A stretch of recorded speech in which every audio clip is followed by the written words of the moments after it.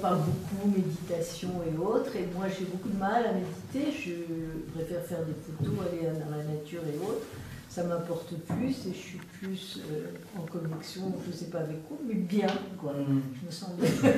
Continue à faire tes photos. Oui. Et Voilà. d'autres c'est en cuisinant, d'autres c'est en s'occupant des enfants, d'autres c'est en jouant au tennis, et d'autres c'est sur un coussin de méditation. Alors on a juste trouver ce qui nous convient le mieux, et quand on l'a trouvé, ça ne veut pas dire que ça va durer tout le temps. Ça peut être 6 mois de méditation, et d'un seul coup, allez, je me mets au tennis. Je reviens sur le zafou, et bon, alors on varie en fonction de... Mais tu sais, pas d'obligation, de contraintes.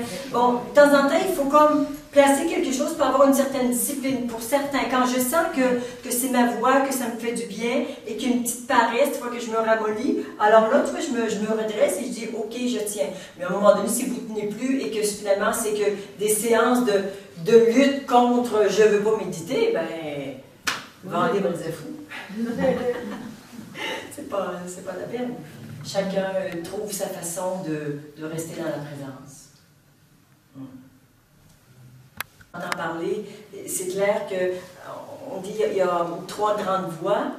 La voie des yogis, la voie de la méditation qui est aussi la voie de la connaissance.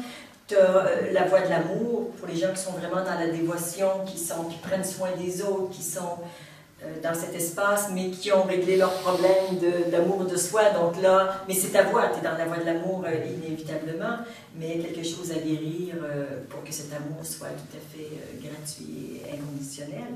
Et puis, ce qu'on appelle la voie du samouraï, qui est la voie de la présence dans l'action.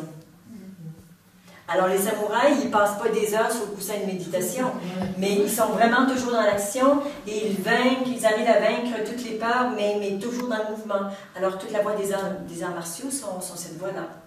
Alors trouvez peut-être celle qui vous convient le mieux. En même temps, souvent on peut faire un petit mix des 3, selon les périodes. Il y a des personnes qui ne sont pas du tout en méditation. Il y a des personnes qui trouvent l'éveil par la méditation, et d'autres qui... je ne sais pas. Alors, on peut